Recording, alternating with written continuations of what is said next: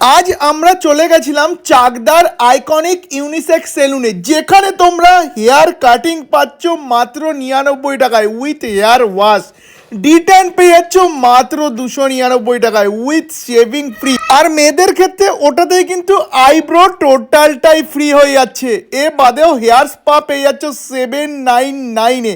Facial পেয়ে যাচ্ছ মাত্র 500 টাকায়। হেয়ার স্ট্রেটনিং কেরাটিন পেয়ে যাচ্ছ মাত্র 2499-এ।